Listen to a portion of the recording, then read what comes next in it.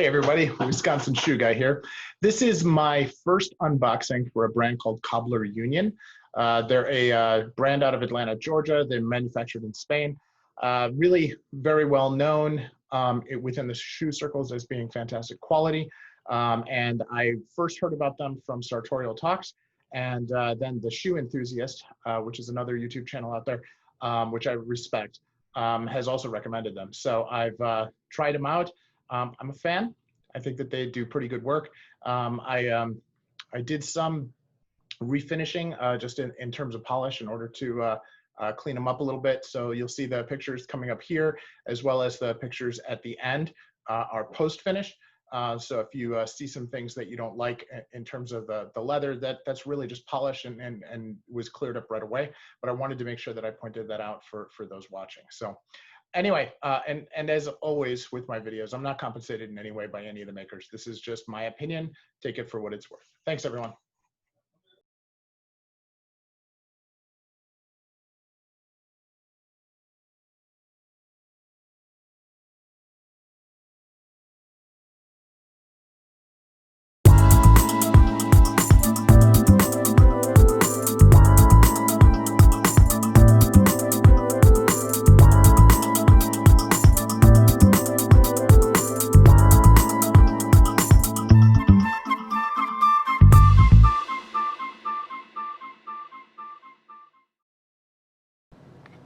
Welcome back. This is Wisconsin Shoe Guy, and today we are going to take a look at a new pair of shoes. I know it's kind of amazing that all of the shoes that I bought over the last 3 months seem to be coming here in the same week.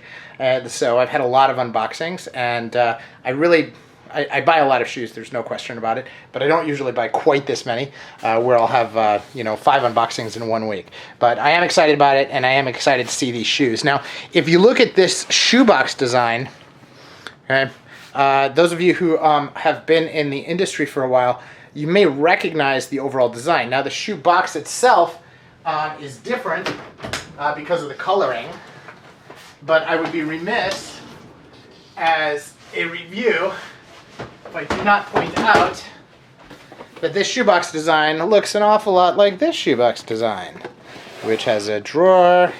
Overall quality of the cardboard is about the same, and look at that. So here we have a different brand using the same shoebox design. Now, is that a big deal? No. Is it telling that the quality might be along the same lines as Justin Fitzpatrick? Yes, and to me that is an enormous benefit because I am a huge fan of Justin Fitzpatrick. So now I'm even more excited to open the box because I feel like, oh, wow, maybe these are actually produced in the same factory. Of course, that we will never know. But I am super excited here. Now, like with Justin Fitzpatrick, they do a great job boxing, and sometimes it's hard to open the box. This is one of those things that you'll get when you first buy your shoes, but it won't happen again. So here, we got it open. And we'll just take that out. There we go. It makes it a little bit easier. You can tell that this is filmed live because everybody else would cut that off. So first, we have a little thank you note in here. Just thank you for your order. They've got to stay connected. This is how you email them. This is how you find them on different social media. And exchanges and returns are easy. Hopefully, I won't need to do that. So Cobbler Union, established 2014. I always love trying emerging brands. The last unboxing I did was for Michael Darren's shoes, which was established in 2020. And here we have the Cobbler Union. Now, those of you who watch my channel know that I am a big fan of the long wing, and this is a really very interesting long wing with a great pebble grain. 2020 is the year of the grain leather for me. And so I've been doing a lot of grains, and I'm really excited to see this and how this goes. Why grains? Why the texture? Why is that important to me? That's been something that I've been really kind of evolving too. I used to hate the way the grains looked, and I've been fortunate enough to have enough shoes where I've been able to try a few new things, and I really find that the grains give a different look, a different feel to the shoe, and really allow me to kind of pull off a different look with a very similar shoe. So I will have 2 shoes in the same color, one in grain and one in smooth leather, and I kind of feel like they're different uses. I also think the grains go a lot better with your day-night soles, and you know, I've been really happy with the way that a lot of those have turned out. So at some point, maybe if you guys are interested, I will do a video on the day-night sole and how that works. But for now, let's take a look at the long wing. First, you have a very unique medallion here. You have the wing, goes all the way around. Have it go all the way around this way. There's no seam here like you have on the British-made long wings. And you kind of have the patch in the back, which is what you get here. Looking at the stitching here, just for giggles, I'll try to make it a little bit farther away. Hey, maybe that'll focus there. Sorry. And there you go. You got a really nice stitch line there. So it's a really well constructed shoe. It looks like you've got some pinking going on here, which is very traditional in the long wing pattern. The way that the broguing is set up, also very traditional. A little bit larger brogue holes than on some, and that's something that I like. And 5 eyelet, which I also like, also very traditional. There's a little bit of a space here where the eyelets come together, which I also like a lot. And then you can see that this has a double sole. It's a big welt and a very thick sole. And instead of a day-night sole, this is a Vibram sole. Same general look and feel, but a really, you know, kind of a different feel. Well, I'm going to say it's the feel on your foot is probably the same, but when I feel the rubber here, this is a much firmer rubber. So I'm interested to see how they feel when I walk. So that'll be something to pay attention to when I do my first wear. The storm welt on this is pretty well done.